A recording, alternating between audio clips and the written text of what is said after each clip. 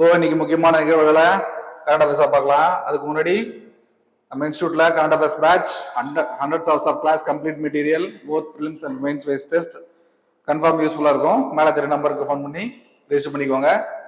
So நியூஸுக்குள்ள போகலாம். First news, supreme court declares menstrual health in school as fundamental right under article 21. ரொம்ப ரொம்ப இம்பார்ட்டன்டான news.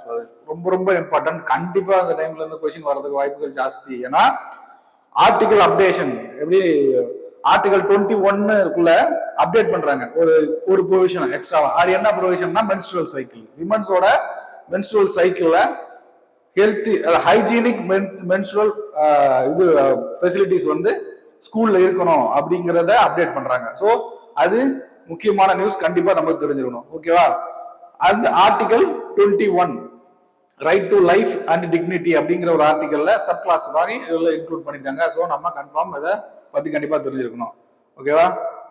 என்ன issue அப்படின்னா, ஒரு ஸ்கூல்ல படிக்கிற ஒரு சின்ன பிள்ளை, ஒரு கேர்ள், அந்த மென்ஸ்ட்ரல் பீரியட்ஸ் அந்த டைமை வந்து எந்த ஒரு குற்ற இல்லாம அவங்களோட பிரைவேட் பிளேஸ்ல, அதாச்சும் செப்பரேட் பாத்ரூம்ஸ் விமன்ஸ் அண்ட் மென்ஸுக்கு தனித்தனியா இருக்கிறதுல ஒரு சில ப்ராடக்ட்ஸ் வந்து இந்த விமன்ஸ் பாத்ரூம்ல மெயின்டைன் பண்ணணும்னு சொல்லி டைரக்டிவ்ஸும் கொடுத்துருக்காங்க. ஸோ அதற்காக தான் இந்த டைரக்டிவ்ஸ். சரி, ஃபர்ஸ்ட் டைரக்டிவ்ஸ் என்னென்ன கொடுத்துருக்காங்க பார்த்தோம். Functional toilets, gender segregated toilets, விமன்ஸுக்கு தனியா மென்ஸுக்கு தனியா டாய்லெட்ஸ் இருக்கணும். First directive gender segregated toilets, விமன்ஸுக்கு தனியா மென்ஸுக்கு தனியா, போத் கவர்மெண்ட் அண்ட் பிரைவேட் ஸ்கூல்ஸ்ல. And then free napkins, sanitary napkins, விமன்ஸுக்கு ஃப்ரீ சானிடரி நாப்கின்ஸ் வந்து கண்டிப்பா இருக்கணும். அண்ட் வெண்டிங் மெஷின்ஸ்ல, ஸோ ஒரு பர்டிகுலர் பர்சன்ட்டையோ ஒரு யார்கிட்டயுமே போய் கேட்க கூடாது அப்படின்றதுக்காக மெஷின்ஸ்ல இருக்கணும், மெஷின்ஸ்ல இருந்து எடுத்துக்கலாம். ஓகேவா? அந்த நாப்கின் ஆக்சி பயோ டிகிரேடபிளா இருக்கணும். ஸோ ஒரு மெட்டீரியல், ஒரு டைப் ஆஃப் மெட்டீரியல் அதுல மேட் ஆயிருக்கணும். அப்போ அது சீக்கிரமா டிகிரேட் ஆயிரும் அதுக்காக. ஓகேவா? And then dedicated spaces with separate inner wear தனியா, யூனிஃபார்ம்ஸ் தனியா, டிஸ்போசபிள் பேக்ஸ், இந்த எல்லா ப்ரொவிஷன்ஸும் ஒரு விமன்ஸ் பாத்ரூம்ல இருக்கணும் ஸ்கூல்ல, போத் பிரைவேட் அண்ட் கவர்மெண்ட்ல இருக்கணும்னு சொல்லி டைரக்டிவ்ஸ் கொடுத்துருக்காங்க. ஓகேவா? And then training for male teachers and students to prevent stigma. So ஒரு அவேர்னஸே இல்லை. ஒரு மென்ஸ்ட்ரல் சைக்கிள் அப்படிங்கிறது ஒரு natural phenomena for a woman, for a girl அப்படிங்கறத புரிஞ்சுக்காம ஒரு அன்ஈசினஸ் ஒரு கேர்ளுக்கு இருக்கு. ஸோ அதை போக்குற வழியில every male teachers and male student have to be டீச்டு, ஹேவ் டு பி கைடட், அப்படி அதையும் இந்த டைரக்ஷன்ல கொடுத்துருக்காங்க. ஓகேவா? அண்ட் தென் நான் கம்ப்ளைன்ஸ், இந்த டைரக்டிவ்ஸ்க்குலாம் கம்ப்ளைண்ட்ஸ் அதை அட்ரஸ் பண்ணாத பிரைவேட் ஸ்கூலோட லைசன்ஸ் வில் பி கேன்சல்டு அப்படின்னு சொல்லியிருக்காங்க. அந்த கவர்மெண்ட் ஸ்கூலுக்கு ஃபாலோ பண்ணலன்னா பெனால்டி வில் பி கிவன் சொல்லியிருக்காங்க. ஸோ இப்போ if at all menstrual hygienic அப்படிங்கிற அந்த ப்ரொவிஷன்ஸை ரைட் டு லைஃப்ல வச்சுட்டாங்க. அந்த right to life is comes under the fundamental rights. We have to study the safeguard of fundamental rights. அப்பதான் இது ஹோல் ப்ரொவிஷனை எப்படி பாதுகாக்கப்பட்டிருக்குன்னு தெரியணும். ஸோ சேஃப்கார்ட்ஸ் ஃபார் ஃபண்டமெண்டல் ரைட்ஸ்ல first judicial review. If at all act is passed அப்படின்னா அந்த act வந்து ஃபண்டமெண்டல் ரைட்ஸுக்கு அகேன்ஸ்டா இருந்துச்சுன்னா, if at all provision of the act is breaching the provision of fundamental ரைட்ஸ்னா the act will be nullified. ஓகேவா? அந்த ஆக்ஷனுக்கு பேர் தான் ஜுடிஷியல் ரிவ்யூ. ஓகேவா? And then constitutional supremacy, article 13. Article 13ல கான்ஸ்டிடியூஷன்ல இருக்கிற ப்ரொவிஷன் தான் சுப்ரீம்னு சொல்லியிருக்காங்க. ஸோ அப்ப which includes the article 21 also. அப்போ this provision is supreme. And then constitutional remedy, if at all a provision in the fundamental rights is breached or not given, every citizen has a right to directly approach Supreme Court via article 32. அதுதான் constitutional remedies. And then a citizen can approach High Court also through the article 226. ஓகேவா? so இவ்வளவு safeguards for fundamental rights அப்படின்னா ஆட்டோமேட்டிக்கா அந்த article 21க்கு தான். ஓகேவா? article procedure must be, அந்த article 21ல இன்னும் அடிஷனல் ப்ரொவிஷன்ஸ் என்னன்னா, procedure must be just and fair. அப்படின்னா just and fair. Fair application of law, இதுதான் வந்து ப்ரொசீஜர் எஸ்டாப்ளிஷ்ட் பை லான்னு சொல்லுவாங்க.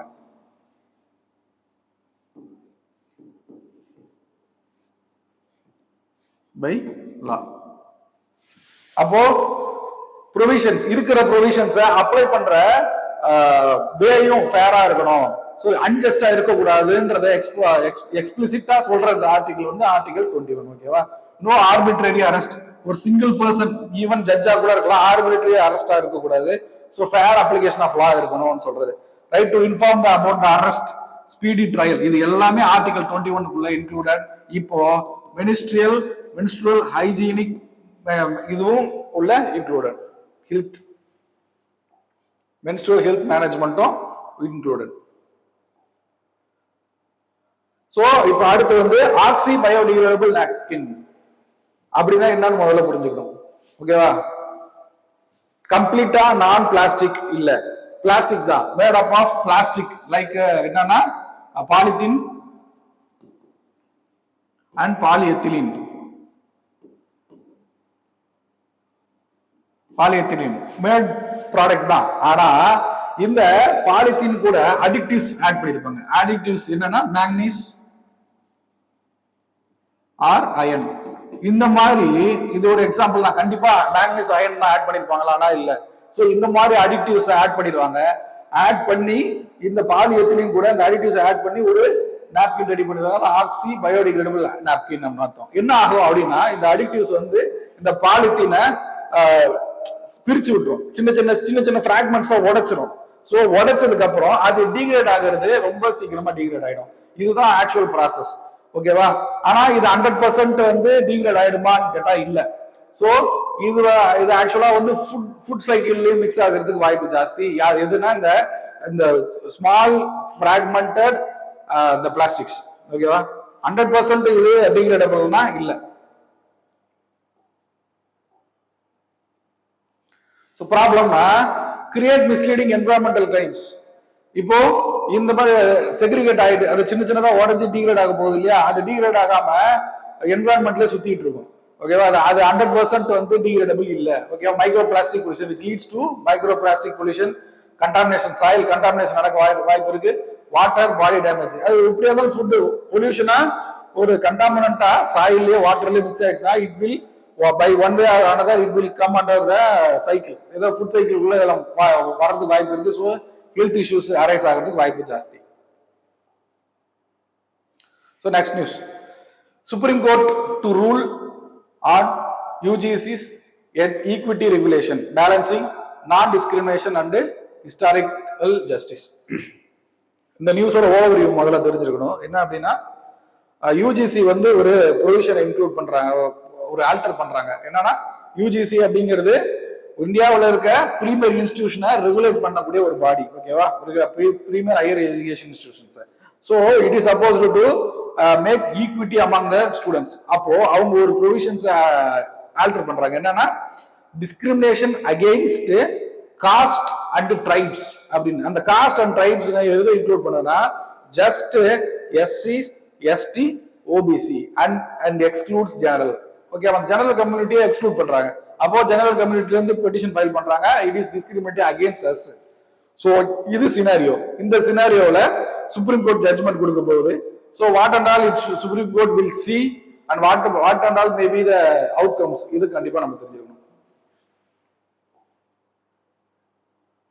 First challenge in the hand சொன்ன இல்லையா, ரெகுலேஷன். அந்த ஆல்டர் பண்ண ரெகுலேஷன் என்ன அப்படின்னா education UGC promotion of equity in higher education regulation 2026. ஓகேவா? இதுதான்.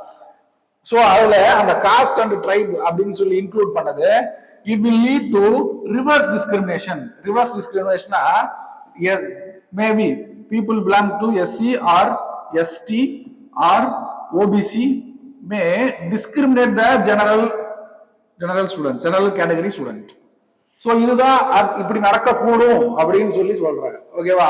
இதுதான் வாதமே, கோர்ட்டுக்கு முன்னாடி இருக்க வாதம். ஓகேவா? ஆக்சுவலா இந்த ரூல்ஸ் அண்ட் ரெகுலேஷன் அப்டேட் பண்ணதுக்கு என்ன ரீசன் அப்படின்னா ரோஹித் விம்லா அண்ட் பயல் தத்வி அப்படிங்கிற ஒரு 2 பேர் வந்து belongs to SC category. Lower vulnerable category அவங்க டிஸ்கிரிமினேஷனால இறந்துடுறாங்க, ராகிங் டிஸ்கிரிமினேஷனால இறந்துறாங்க. அதனால அப்டேட் பண்ணதுதான் இந்த ப்ரொவிஷன். அதுல ஒரு இஷ்யூன்னா இந்த ஜெனரல் கேட்டகரி வந்து எங்களை டிஸ்கிரிமினேட் பண்றாங்கன்னு சொல்லி வராங்க. ஓகேவா? Petitions argue that regulation offer exclusionary அந்த ஜெனரல் கேட்டகரியை எக்ஸ்க்ளூட் பண்றாங்கன்னு சொல்றாங்க. So what are all the provision must seen, must taken in hand அப்படின்னு பார்க்கணும். First article 15 against discrimination, first thing. அதுல இருக்க sub classes. Article 15 class 4 னா government can make special provision for SC STs எல்லாருக்கும் பண்ணலாம். SCs and ST. அதுதான் வந்து article 15 class 4. 15 class 3 special provision for women and children. Okay va? The 15 class 5 reservation in admission in the school, colleges, private institution. In private unaided institution also must give reservation for the SC, STs and OBCs. Okay va? Adu and the provision confirm பண்றது article class 15. இந்த provisions எல்லாம் முன் வைக்கணும். எதுக்கு? இப்ப வரப்போற judgement, supreme கோர்ட்டுக்கு முன்னாடி வரப்போற ஜட்ஜ்மெண்ட், சுப்ரீம் கோர்ட் கொடுக்க போற ஜட்ஜ்மெண்ட். ஸோ இப்போ ஆர்டிகல் கிளாஸ் 15 கிளாஸ் 4 எஸ்டாப்ளிஷ் ஆகிறதுக்கு மெயின் ரீசன் இந்த செம்பக துரைராஜன் கேஸ் 1951ல. இந்த செம்பக துரைராஜன் கேஸ் வந்து ஜெனரல் கேட்டகரியா இருக்க எங்களை எக்ஸ்க்ளூட் பண்றாங்க அப்படின்னு சொல்லி போட்டதுதான் இந்த செம்பக துரைராஜன். அதனால கிளாஸ் 4 ஒன்று கிரியேட் பண்ணி SC STக்காக ஸ்பெஷல் ப்ரொவிஷன் கொடுக்கலாம் அப்படின்னு சொல்லி ஒரு அமெண்ட்மெண்ட் ரெடி பண்றாங்க. அதுதான் ஃபர்ஸ்ட் அமெண்ட்மெண்ட்டும் கூட. ஓகேவா? ஆர்டிகல் 15 கிளாஸ் 5 சோ எக்ஸ்பிளைன் பண்ணியாச்சு. அடுத்து போலாம். Next, India European union FTA set for 2026 implementation aims to counter tariff shifts and boost labor sector. So mother of all deal அப்படின்னு சொல்லக்கூடிய மதர் ஆஃப் ஆல் டீல் அப்படின்னு சொல்லக்கூடிய India European Union deal, trade deal sign ஆயிடுச்சு. But it still now it is not passed in 27 European nation and European Parliament. இது இவ்வளவு ப்ராசஸை cross பண்ணாதான் it will be implemented. ஓகேவா? அது நல்ல டீல். நம்ம இந்தியாவில இருந்து ப்ராடக்ட்ஸ் வந்து without tariff can export to the European union. அதே மாதிரி யூரோப்பியன் யூனியன் இங்க ட்ரேட் பண்ணலாம். ஸோ இதனால வர்ற பிளஸ் அண்ட் மைனஸஸ் பார்க்கணும். இப்ப என்ன நியூஸ்னா, பியூஷ் கோயல் மினிஸ்டர் வந்து RCEP சொல்லி ரீஜனல் காம்ப்ரிஹென்சிவ் எக்கனாமிக் பார்ட்னர்ஷிப் அப்படின்னு சொல்லி நம்ம சைனா மற்ற நாடுகளோட போட்டிருந்த ஒரு டீல், அந்த டீலை விட இது பெஸ்ட்னு சொல்லியிருக்காரு. So we have to see the contrast difference between RCEP and the mother of all deal. So அவர் சொன்ன ஒரு ஸ்டேட்மெண்ட் என்னன்னா, இந்த 27 யூரோப்பியன் நேஷன்ஸ்லயும் கண்டிப்பா பாஸ் ஆகணும் இல்லையா இந்த ஆக்ட், அந்த பில், அந்த டீல். அதுல வேகமா to clear it in speed AI is deployed. AI powered translation. So 27 European நேஷன்ஸ்ல AI டெப்ளாய் பண்ணி லாங்குவேஜ் டிரான்ஸ்லேஷன் அந்த ஒவ்வொரு நாட்டிலையும் அந்த நாட்டோட மொழியில பாஸ் பண்ணணும் இல்லையா? அப்ப இது பெரிய பெனிஃபிட்ஸ். ஒரு எக்ஸாம்பிள் சொல்ல போனா, இந்த மெர்கர்சர் அப்படின்னு சொல்லிட்டு ஒரு ட்ரேட் டீல் யூரோப்பியன் யூனியனும் சவுத் அமெரிக்காவும் ஃபைல் பண்ண போயிடுச்சு. ஸோ டீல் சைன் ஆயிடுச்சு. ஆனா யூரோப்பியன் யூனியனோட நேஷன்ஸ்குள்ள பாஸ் ஆகி வரல. So it will not implemented. அது ஒரு டிராபேக், அது ஒரு எக்ஸாம்பிள். அந்த மாதிரி நம்ம போக மாட்டோம். நமக்கு பெஸ்ட் பார்ட்னர்ஸ் வந்து யூரோப்பியன் யூனியன்ல இருக்காங்கன்னு சொல்லி பிரான்ஸை எடுத்துக்காட்டா வைக்கிறாங்க. ஓகேவா? பிரான்ஸ் இருக்காங்க, பிரான்ஸ் வந்து நம்மள விடமாட்டாங்கன்னு சொல்ற மாதிரி இந்த பியூஷ் கோயல் வந்து சொல்லியிருக்காரு. Strategic shift, economic developed economics first அப்படின்னா, இப்போ பிரைம் மினிஸ்டர், நம்ம பிரைம் மினிஸ்டர் எடுத்து வச்ச ஒரு ஸ்டெப் தான் இந்த 27 கண்ட்ரீஸ்ல நம்ம இம்போர்ட் எக்ஸ்போர்ட் பண்ண போறோம். ஆனா RCEP நான் சொன்னேன் இல்லையா, ரீஜனல் காம்ப்ரிஹென்சிவ் எக்கனாமிக் பார்ட்னர்ஷிப், இந்த யூனியன்ல என்ன அப்படின்னா சைனா அண்ட் ஏசியா நேஷன்ஸ் எல்லாம் சேர்ந்ததுதான் இந்த RCEP. நம்ம ஃபைல் ஆகி உள்ள மெம்பரா தான் இருந்தோம், ட்ரேட் டீலும் போயிட்டு இருந்துச்சு. ஆனா சைனீஸோட ப்ராடக்ட் வந்து ஃப்ளட் ஆக ஆரம்பிச்சு. சைனாவில இருந்து இந்தியாவுக்கு ப்ராடக்ட் ரொம்ப லோ காஸ்ட்ல எக்ஸ்போர்ட் அதிகமாக ஆரம்பிச்சிருச்சு. அதனால இந்தியாவில் இருக்கிற எம்எஸ்எம்இ பயங்கரமா பாதிக்கப்பட்டுச்சு.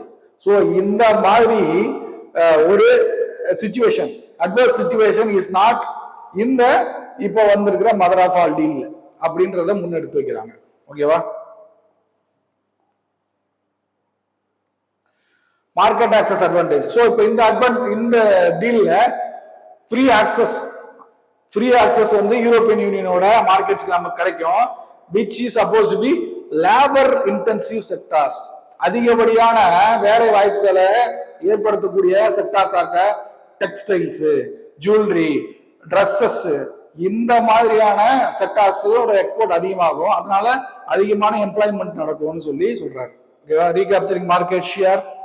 ஸோ நமக்கு இந்த யூஎஸோட டேரிஃபோடல இருந்து நம்மளோட மார்க்கெட் கொஞ்சம் டவுன்ல இருக்கு, ருபியோட வேல்யூ டிப்ரிசியேட் ஆகிருந்தது. ஸோ அதெல்லாம் சரி பண்ற மாதிரி இப்போ இந்த டீல் அமையும்னு சொல்றாங்க. Why India rejected RCEP? சைனாவோட லோ காஸ்ட் ப்ராடக்ட் ஃப்ளட் ஆச்சு. நம்மளோட எம்எஸ்எம்இ, டைரி, அக்ரிகல்ச்சர், இந்த மாதிரியான செக்டர்ஸ் எல்லாம் பாதிக்கப்பட்டுச்சு. ஏன்னா ஃபாரின் சைனாவோட லோ காஸ்ட் ப்ராடக்ட் வந்துருச்சுன்னா நம்மளோட ஓன் ப்ராடக்ட் வந்து விற்காது. ஸோ 10 ரூபாய்க்கு நம்ம கிட்ட ப்ராடக்ட் இருக்குன்னா சைனா 7 ரூபாய்க்கு கொடுத்தோம்னா நம்ம அதை 7 ரூபாய் பொருள் தான் வாங்கிடுவோம். ஓகேவா? அதனால இப்போ அந்த RCEP வேணாம்னு சொல்லி வெளியே வந்துச்சு. So last news. Supreme Court bans stem cell therapy as treatment for autism, mandates national regulatory body. So stem cell therapy ஒரு அட்வான்ஸ்டு மெடிக்கல் ஒரு தெரப்பி, அட்வான்ஸ்டு தெரப்பி. ஸோ அந்த ஸ்டெம் செல் தெரப்பியை என்னென்ன வியாதிக்கு கொடுக்கணும்னு சொல்லி we have regulated some standards. அந்த standards மீறி we should not deploy stem cell therapy in the autism affected person. இதுதான் சுப்ரீம் கோர்ட் கொடுத்த டைரக்டிவ். அப்போ நம்ம ஸ்டெம் செல் தெரப்பி பத்தி படிக்கணும். ஓகேவா?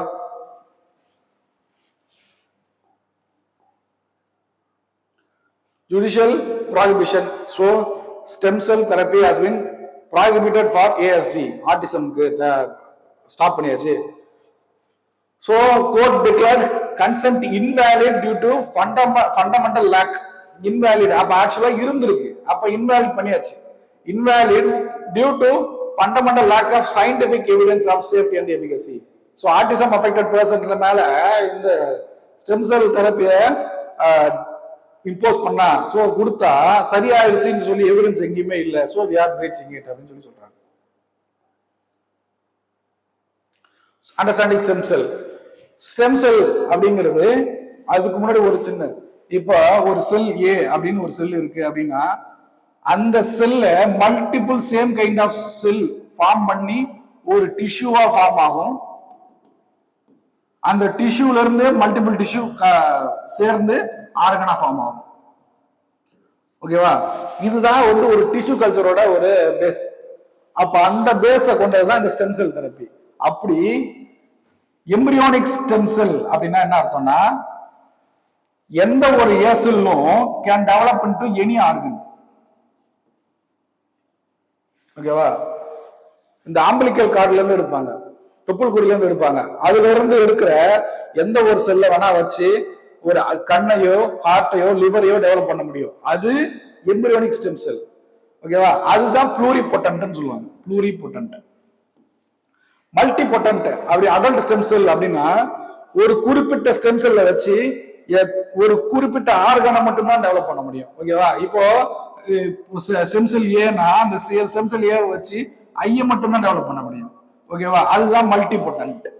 அண்ட் தென் தேர்ட் டைப் வந்து இன்டியூஸ்டு ப்ளூரிபொட்டன்ட். அப்படின்னா அந்த stem cell will undergo for DNA alteration.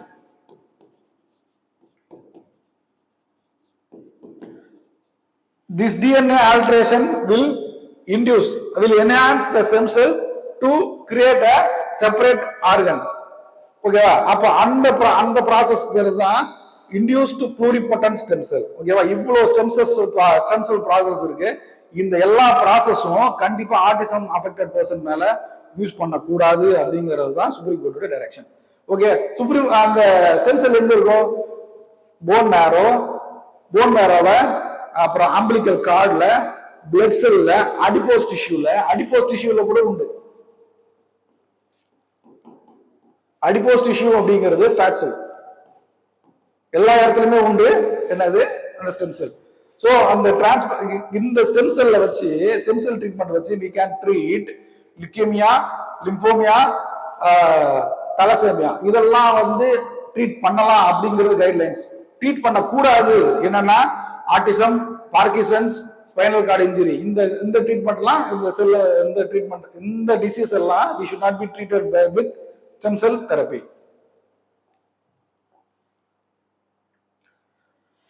Risk of unregulated.